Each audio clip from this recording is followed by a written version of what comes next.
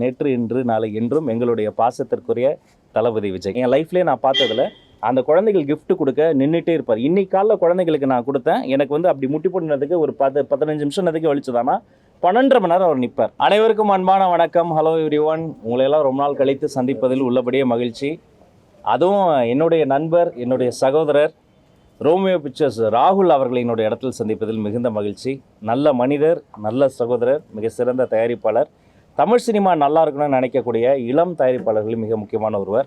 இந்த ரோமியோ பிக்சர்ஸோடைய குடும்பத்திலேருந்து அடுத்த படத்திற்கான ஒரு வெளியீடு இன்றைக்கி வந்து செய்திருக்கிறோம். இயக்குனர் மிஸ்டர் ஹர்ஷவர்தன். டைரக்டர் சாரை பற்றி சொல்லணும்னா நம்ம ஹெச் வினோத் சாரோடு ஒர்க் பண்ணவர். எனக்கு என்ன சந்தோஷம்னா ஜனநாயகனில் ஒர்க் பண்ணவர், துணிவிலும் ஒர்க் பண்ணவர். அப்படி ஜனநாயகத்தையும் துணிவையும் கொண்ட ஒரு இயக்குனருக்கு ஆல் தி பெஸ்ட் பிரதர். சிறந்த ஒரு திரைப்படத்தை இங்கே கொடுக்கறதுக்கு என்னுடைய வாழ்த்துக்கள். அவருடைய ஹோல் டீமுக்கும், இல்லை பங்கெடுத்திருக்கக்கூடிய நடிகர்கள், டெக்னீஷியன்ஸ், ஆர்டிஸ்ட் அத்தனை பேருக்கும் என்னுடைய பெஸ்ட் விஷஸை இந்த நேரத்தில் சொல்லிக்கிறேன். தொடர்ச்சியாக ரோமியோ பிக்சர்ஸ் வந்து முத்திரை பதிக்கக்கூடிய பல்வேறு நல்ல முயற்சிகளை முன்னெடுத்திருக்கிறாங்க. என்னுடைய அருமை நண்பர், சகோதரர் மிஸ்டர் ராகுல் அவர்களுக்கும் அவருடைய டீமுக்கும் இந்த நேரத்தில் என்னுடைய சிறந்த வாழ்த்துக்களை, பெஸ்ட் விஷஸை அவங்க எல்லார் மூலமாகவும் நான் தெரிவித்துக் கொள்கிறேன். சொல்லுங்கள். சென்சார் வாங்கி தானே ரிலீஸ் ஆகணும். சென்சார் கொடுத்தீங்கன்னா ரிலீஸ் பண்ணிடலாம். அதற்கான வேலைகளும் நடந்துகிட்ருக்கு. ஜனநாயகன் திரைப்படம் மட்டும் இல்லைங்க, எந்த ஒரு திரைப்படத்தையுமே அரசியல் காரணங்களுக்காக, எந்த காரணத்துகளுக்காகவும் அப்படி வந்து நம்ம பண்ண முடியாது. முறைப்படி, சட்டப்படி அதற்குரிய அந்த ஒரு சான்றிதழ்லாம் வாங்கி தான் கொண்டு வர முடியும். அதுக்கான வேலை நடந்து. நடிகர் விஜய் வருமா, முதலமைச்சர் விஜய் முதலமைச்சர்? அவர் வந்து நேற்று இன்று நாளைன்னு பிரிச்சுக்கங்க. நேற்று வந்து அவர் வந்து நடிகர் விஜய், இன்று மாண்புமிகு தமிழ்நாடு முதலமைச்சர் விஜய். நாளை வந்து அவருடைய கையில் இல்லையா, அது வந்து காலத்தின் கையில் இருக்கிறது. என்ன தீர்ப்பு தர போகிறாங்க மக்கள், என்ன ஒழித்து வைத்திருக்கு நமக்கு தெரியாது. எங்களை பொறுத்த வரைக்கும் அவர் என்றும் தளபதி. நேற்று இன்று நாளை என்றும் எங்களுடைய பாசத்திற்குரிய தளபதி விஜய்.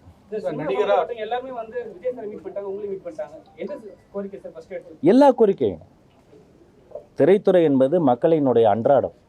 திரைத்துறை என்பது ரொம்ப கஷ்டத்தில் இருக்க மக்களுக்கு ஒரு தெரப்பி. திரைத்துறை என்பது பெரிய தலைவர்களை உருவாக்கிய ஒரு தாய்மடி. எங்கள் முதலமைச்சர் அங்கேருந்து தானே வந்தார்.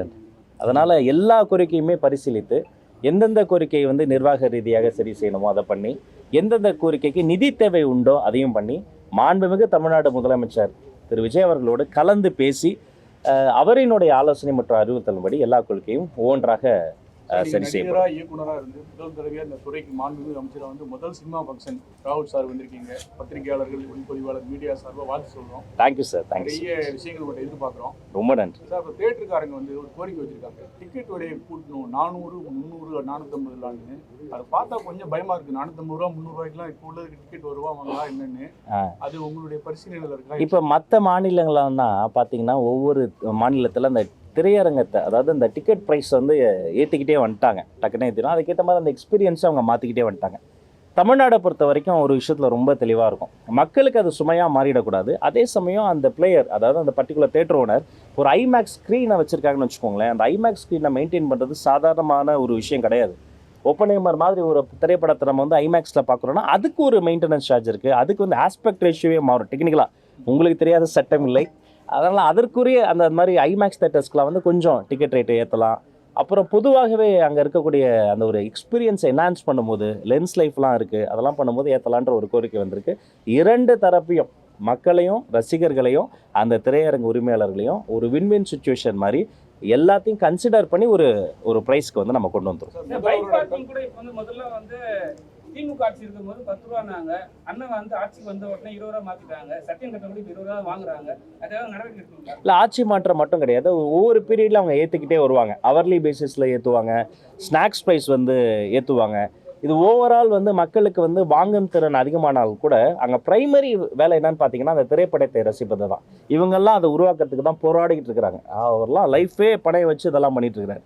அப்போ அல்டிமேட்டாக அந்த எக்ஸ்பீரியன்ஸை மட்டும் பாதுகாக்கணும், அது மட்டும் கொடுக்கணுங்கிறது, அதுக்கு ப்ரைஸ் ஏற்றிட்டு போடுங்கிறது மட்டும் இல்லாமல் இவங்கள மாதிரி தயாரிப்பாளர்கள், இயக்குனர்கள், ஆனால் பெருந்தனமே நீ நடிகர்ன்றார். நான்லாம் சின்ன சின்ன வாத்தியார்கள், போலீஸ்கள், அது மாதிரி சின்ன சின்ன நடிகர்கள், குணச்சித்திர நடிகர்கள், அவங்களுடைய லைஃப்லாமும் நம்ம வந்து பார்க்கணும். அப்போ ஒரு மிடில் பாயிண்டில் இருந்தால் தான் அது கரெக்டாக. ரொம்ப அதிகமாக வைத்திடக்கூடாது, ரொம்ப இதுவாகவும் பண்ணிட முடியாது. படைப்பாளிகளினுடைய வாழ்வாதாரம் பாதிக்காத வகையில் அதெல்லாம் சரி செய்யப்படும். சார் முதல்ல இயக்குனர் சொல்லுவீங்க, இயக்குனர் கணக்கு தான் எனக்கு ஒரு படம் ரிலீஸ் பண்ணீங்க, படம் பண்ணீங்க, அதுக்கப்புறம் அந்த இயக்குனர் கணக்கு என்ன ஆச்சு உங்களுக்கு? இயக்குனருங்கிறத விட மக்களோடு தொடர்பு கொள்வதற்கான ஒரு கருவியாக தான் அதை நான் பார்த்தேன். வேறு மாதிரி நல்ல ப்ரொடியூசர் கிடைச்சாரு. அது வந்து இன்னும் கூட நம்ம வந்து நிறைய முயற்சிகள்லாம் நம்ம லைஃப்பில் செஞ்சுட்டே இருப்போம். அந்த ஆசைப்பட்டதெல்லாம் செய்து பார்ப்பதற்கு என்னை என்கரேஜ் பண்ணக்கூடிய பேரண்ட்ஸ் கிடைச்சார். என் அப்பா கிடைச்சாங்க, என் அம்மா கிடைச்சாங்க. நான் என்ன வேணால் பண்ணலாம், கம்ஃபர்ட் ஜோனை விட்டுட்டு லைஃப்பில் ஒரு ரிஸ்க் எடுன்னு சொல்லக்கூடிய ஒரு ஃபேமிலி சப்போர்ட் சிஸ்டம் கிடைச்சாங்க. என் ஒய்ஃப், என்னுடைய குழந்தைகள் கிடைச்சாங்க. அதுக்கு மேலே நம்ம ட்ரீம்ஸை வாங்க பிரதர், நான் பார்த்துக்கிறேன், என்ன வேணால் பண்ணுங்கள், அவுட்புட் பற்றி கவலை இல்லை, ப்ராசஸில் நீங்கள் நேர்மையாக இருங்க வாங்கன்னு சொல்லக்கூடிய ஒரு மாதிரி மனிதர்கள்லாம் கிடைச்சாங்க. அதெல்லாம் எக்ஸ்ப்ளோர் பண்ணோம். அந்த வழியில் அரசியலுக்கும் நீ வா, நான் பார்த்துக்கிறேன், நீ வந்து நில்லு அப்படின்னு ஒரு அண்ணனை போல என்னுடைய முதல்வர் கிடைச்சாரு. அதனால இந்த ஒரு பொறுப்பு, இன்னொரு கூடுதல் பொறுப்பை மக்களோடு தொடர்பு கொள்ளும் ஒரு கருவியாக தான் நான் பார்க்கிறேன். முதல்வருடைய பிறந்தநாள் வந்து ஜூன் 22 வருது. 19ஆம் தேதி பிறந்தநாள் பரிசா வருதுன்னு தொண்டர்கள் ரசிகர்கள்லாம் ரொம்ப ஜனநாயகம் வருதுன்னு சொல்றாங்க. என்ன வருது, அந்த நம்பிக்கை நிறைவேறுமா? நீங்க வந்து அவருடைய ரசிகராக, தொண்டராக, நிர்வாகியா, அமைச்சரா என்னன்னு சொல்றீங்க? எங்கள் முதல்வருங்க எக்மோர் ஹாஸ்பிட்டல், என் தொகுதி, நான் பிறந்த அதே ஹாஸ்பிட்டலில் அப்போ அசிஸ்டன்ட் டைரக்டர் அப்பா வந்து ரொம்ப கஷ்டப்பட்டு பிறந்து ஒரு சாதாரண ஒரு குடும்பத்தில் பிறந்து, பின்பு அவருடைய ஒவ்வொரு பர்த்டேக்கும் பார்த்தா ஒரு பெரிய பார்ட்டி த்ரோ பண்ணுறதோ ஃபங்க்ஷன் அப்படிலாம் கிடையாது.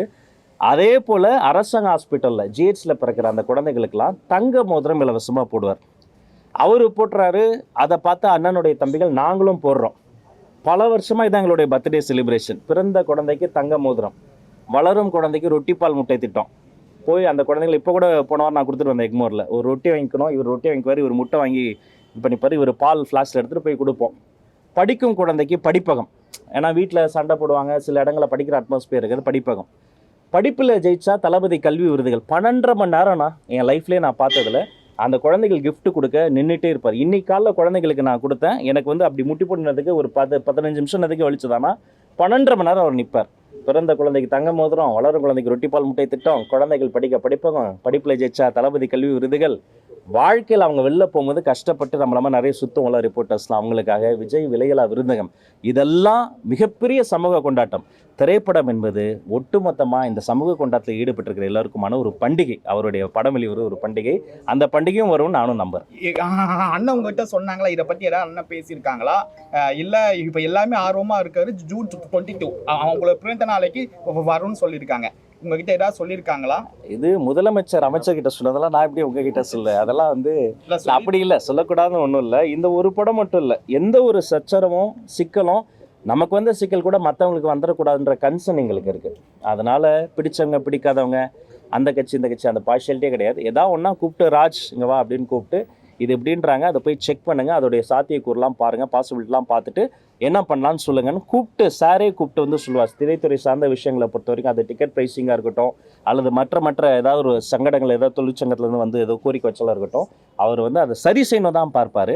அதனால் அது அந்த வேலையில் தான் நாங்களும் இருக்கணும், நாமளும் சரி செய்வோம். சார் சினிமா தாண்டி இன்னைக்கு பள்ளி எப்போ சார் திறக்க போகிறாங்க? அப்புறம் வந்து எல்லாம் லேப்டாப்காக எதிர்பார்த்துட்டு இருக்காங்க. இந்த வருடம் நடக்குமா? அது ஜூன் 1 தான் திறக்கணும். ஜூன் 1 திறக்கணும் முடிவு பண்ணிட்டோம். அப்புறம் போகிற இடத்துலலாம் எல்லோரும் வந்து குறிப்பாக குழந்தைங்களாம் எனக்கு சோஷியல் மீடியாலாம் மெசேஜ் பண்ணுறாங்க, அங்கிள் கொஞ்சம் தள்ளி தரங்க, வெயிலாக இருக்குனாங்க. அப்புறம் மாண்புமிகு தமிழ்நாடு முதலமைச்சரை போய் நான் பார்க்க போயிருந்தேன். பார்க்க போயிட்டு உட்காந்து பேசிகிட்டு இருக்கும்போது பல விஷயங்கள் பேசும்போது அப்படியே உட்காந்துருந்தேன். என்னப்பா அப்படின்னாரு. இல்லை இது மாதிரி பசங்களாம் கொஞ்சம் ஸ்கூலில் தள்ளி திறக்கலாமான்னு கேட்குறாங்க அப்படின்னேன். யார் கேட்குறதுனாரு. இல்லை என் பையனே கேட்குறான், வெயிலும் அதிகமாக இருக்குது, ஐஎம்டிலையும் செக் பண்ணேன், ரொம்ப எக்ஸ்ட்ரீமாக இல்லைனால கொஞ்சம் இருக்குன்றாங்க. அப்புறம் அந்த டீஹைட்ரேஷன் ஆகும் அதெல்லாம் இருக்குன்னு சொல்லும் போது சரிப்பா ஒரு 3 நாள் தானே, பசங்க வந்து அந்த 3 நாள் படிப்பை சேர்த்து அவங்க படிச்சிருவாங்க, பெற்றோருக்கும் குழந்தைகளுக்கும் பாதுகாப்பு ரொம்ப முக்கியம் அப்படின்னு அந்த ஜூன் 4ஆம் தேதிக்கு தள்ளி வச்சதே மாண்புமிகு முதல்வர் அண்ணன் விஜய் தான். அவருக்கு நேரத்தில் நான் தேங்க் பண்ணிக்கிறேன். அந்த குழந்தைகள் தான் எங்களுடைய சைல்ட் சென்ட்ரிக் அப்ரோச் தான். அதனால் ஜூன் 4 தான் எல்லா ஸ்டாண்டர்டுக்கும், ஜூன் 4 தான். அந்த ஜூன் 4 அந்த குழந்தைங்களை வர்றதுக்குள்ளார டெக்ஸ்ட் புக் போயிடும், கிரையான் பென்சிலில் தொடங்கி கிளாஸ் ரூம் வரைக்கும் அந்த சேஃப்டி ப்ரோட்டோக்கால்லாம் ஃபாலோ பண்ணப்பட்டுரும்.